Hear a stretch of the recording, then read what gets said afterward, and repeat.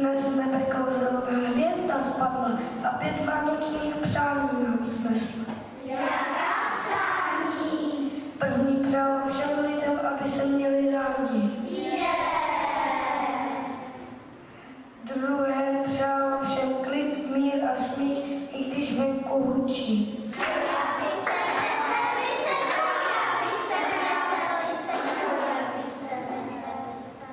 A třetí přání znělo jak? No přece přála každému zdraví. A na všechny život baví. A co bylo to čtvrté? To je jasné, ať jsme spolu, to je krásné. A poslední páté? Kéž by nikdo nepoznal vánoční zhon.